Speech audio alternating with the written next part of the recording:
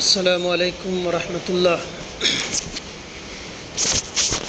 حاضرین جمعہ،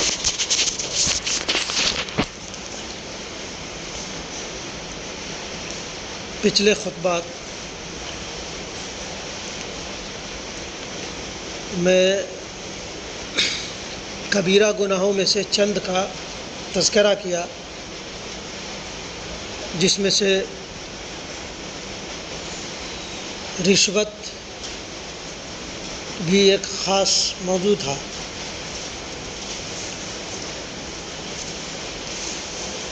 آج میرا موضوع ہے سود،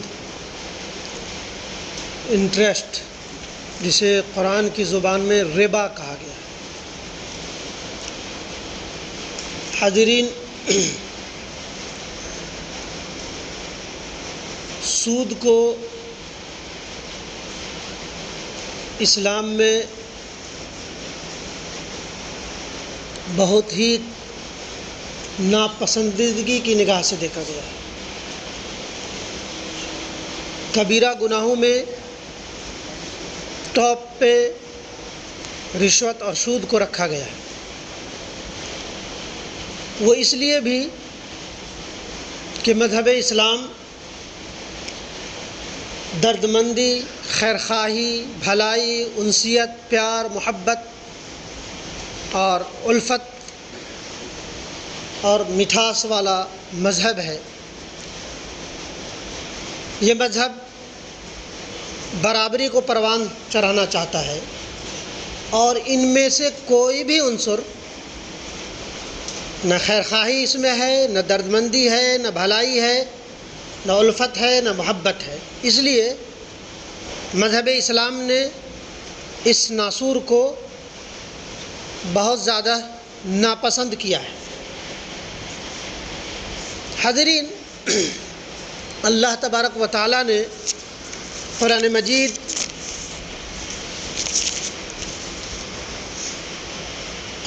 میں فرمایا، سورہ آل عمران آیت نمبر 130 میں، کہ یا ایھا الذین آمنوا لا تأکلوا الربا اضعافا مضاعفہ،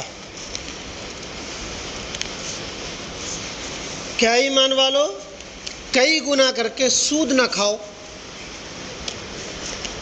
اور قرآن مجید میں بیشتر جگہوں پہ سود یعنی ربا کا ذکر آیا ہے۔ اس میں سے ایک سورہ بقرہ آیت نمبر 270 میں فرمایا، وَأَحَلَّ اللَّهُ الْبَيْعَ وَحَرَّمَ الرِّبَا، کہ اللہ تبارک و تعالیٰ نے تجارت یعنی بیع کو حلال قرار دیا ہے اور سود کو حرام۔ نبی کریم صلی اللہ علیہ وسلم نے فرمایا، سنن احمد کی روایت ہے، لعن اللہ اکل الربا ومؤکلہ وشاہدیہ وکاتبیہ، کہ اللہ نے سود کھانے والے، سود کھلانے والے، گواہوں اور لکھنے والوں پر لعنت بھیجی ہے۔ سود کھانے والے، کھلانے والے، گواہوں اور لکھنے والے سبوں پہ لعنت بھیجی ہے۔ سود کا ایک درہم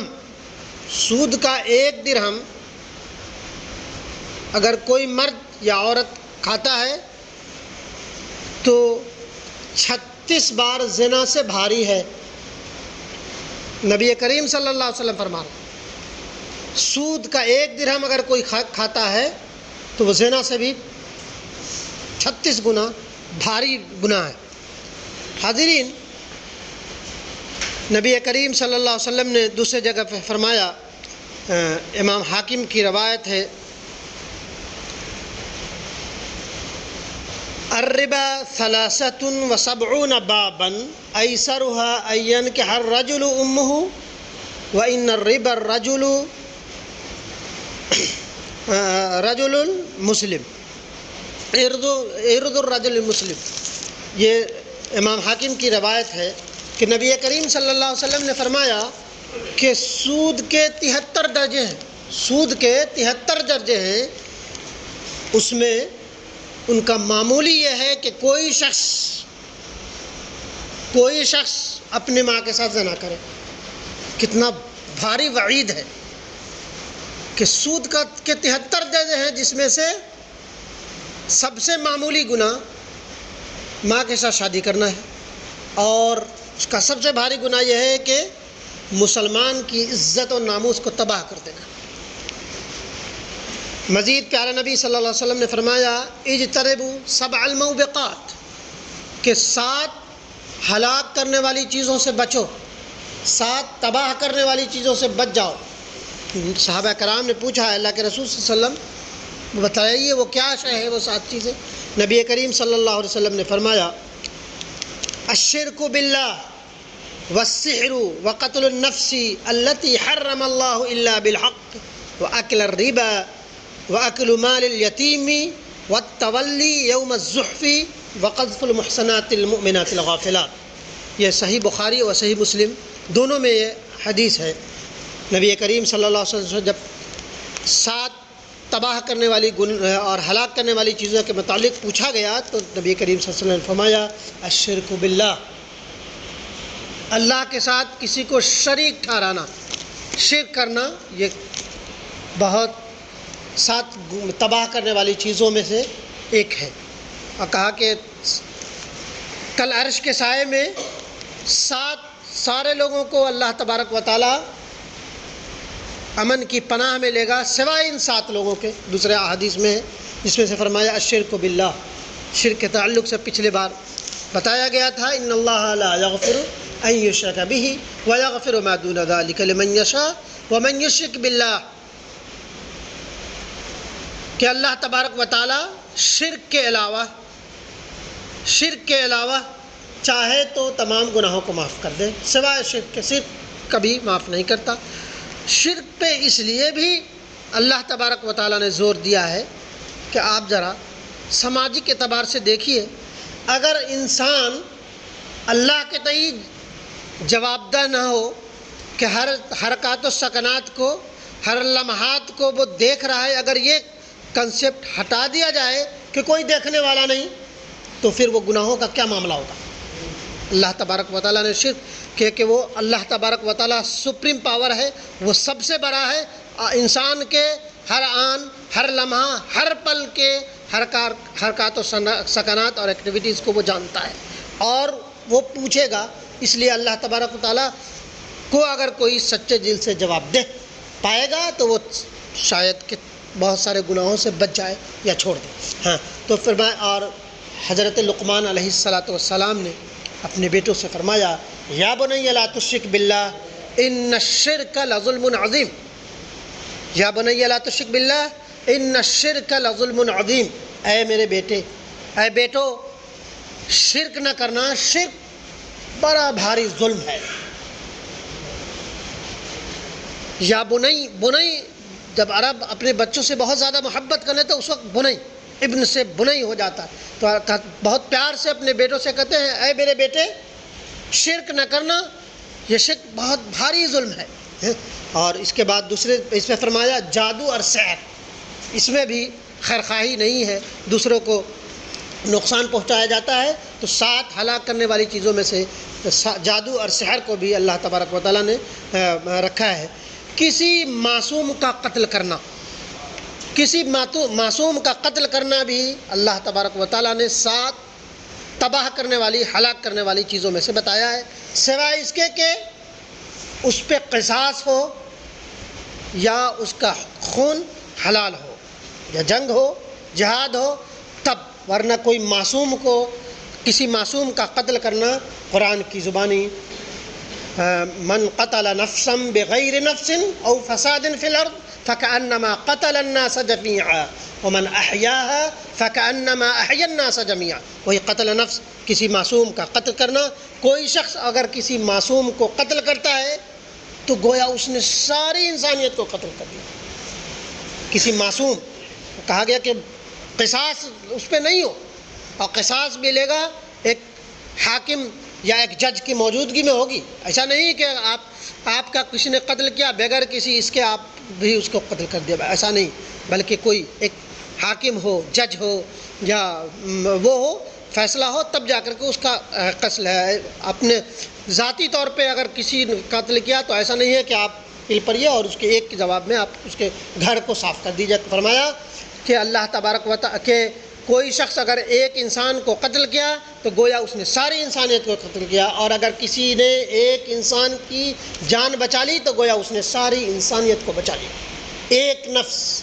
ایک نفس کو دیکھیے، اور قتل اور بدامنی اور فساد کا ایک بہت بڑا ازدحام دنیا میں دیکھیے کہ کتنی جانیں نہ جانے کن کن بہانے لے لی جاتی ہے۔ تو یہ فرمایا گیا ہے کہ قتل نفس، اور تیسری چیز جو کہا گیا وَأَكْلُ مَالَ الْيَتِيمِ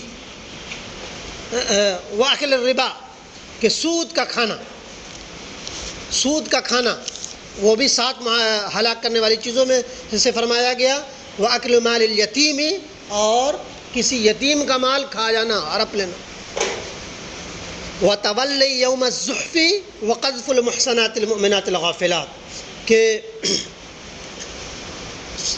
لڑائی جنگ یا جہاد سے پیٹھ پھیر کر بھاگ جانا، یا کسی ایسی عورت پر زنا کا تہمت لگانا جو پاکیزہ ہو، وہ بھی، اور وہ غافل ہو کہ دنیا کیا کر رہی ہے، اور اس پہ آپ نہ جانے کس طرح سے آپ اس کے تہمت لگا رہے ہیں، اس کے عزت سے کھیل رہے ہیں۔ تو اللہ تبارک و تعالیٰ نے ان 4 ہلاک کرنے والی چیزوں سے بچنے کی تاکید کی ہے، اور نہ بچنے والوں کو کل قیامت کے دن جب اللہ تبارک و تعالیٰ ہر گناہ گار کو سایہ دے گا، ان 7 میں سے کسی کو اللہ تبارک و تعالیٰ سایہ نہیں دے گا۔ حاضرین، سود کو اللہ تبارک و تعالیٰ نے بغاوت اور اعلان جنگ سے تعبیر کیا ہے کہ اگر کوئی سود ببانگے دو حل کھاتا ہے تو وہ بغاوت کرتا ہے، وہ اس اللہ سے اعلان جنگ کرتا ہے۔ موجودہ دور کا سب سے بڑا فتنہ اور سب سے بڑا فساد یہ سود ہے۔ سود بتایا گیا کہ سود اس لیے حرام ہے کہ دردمندی، مساوات، بھلائی، خیرخواہی، انسیت، پیار، محبت، الفت، اس میں کوئی بھی عنصر سود میں نہیں پایا جاتا۔ اگر دیکھا جائے کہ اگر کسی کو آپ نے سود پہ پیسے دیے ہیں تو لا محالہ دشمنی ہونا طے، تو ان میں سے کوئی نہ الفت ہے نہ محبت، خیرخواہی تو ہے ہی نہیں، ایک دیا تو 10 لینے کی ہور لگی ہوئی ہے۔ سود کہتے ہیں کسی چیز کا، خواہ وہ نقدی ہو یا گیہوں، جو، کھجور، اس کو اسی چیز میں دینا کہ کل میں لوں 1 کلو کا 1.25 کلو لوں، یا کوئی بھی چیز کسی کو اس شرط پہ دینا کہ کل کو یا متعینہ مدت ختم ہو جائے گا تو اتنا % میں تم سے لوں گا۔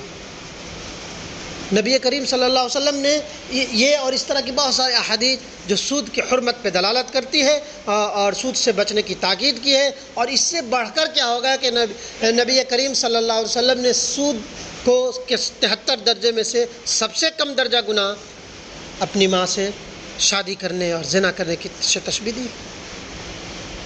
حاضرین، سود خور کے چہرے پہ رمق نہیں ہوتی، سود خور ہمیشہ پریشان حال ہوا کرتا ہے۔ سود کی اس کو جاننا ہے تو آپ بینک سے 2 لاکھ کا لون لیجئے، لینے کے وقت بڑا خوشنما ملتا ہے، 10 لاکھ 25 لاکھ 1 کروڑ کوٹھی مل گئی، بنگلے کار مل گئے، اور جب قسط پوری زندگی کما کر کے جب سدانے لگ جائیں گے، آپ کو جب پوری نہیں پڑے گی، آپ اس میں برکت نہیں ملے گی، تب پتہ چلے گا کہ سود کتنی بھاری اور کتنا بھیانک شے ہے۔ لہذا اللہ کے سود کو بڑے عبقری شخصیات نے تشبیہ دی، دنیا کو دیکھا ہوا انسان فرماتا ہے کہ امریکہ جو بڑا بہترین ملک ہے، اگر 2 چیزیں وہاں سے ہٹا دی جائے تو وہ عین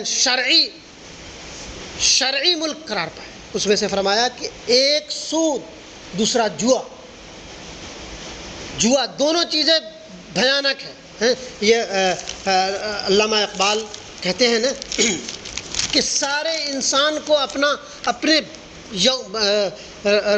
اس میں مٹھی میں باندھے ہوا ہے، وہ اس لیے کہ چند کروڑ کی آبادی اس کو وہ آتا ہے اس بغیر محنت کی کمائی میں، جیسا کہ فرمایا کہ فرنگ کی رگے جاں پنجائے یہود میں.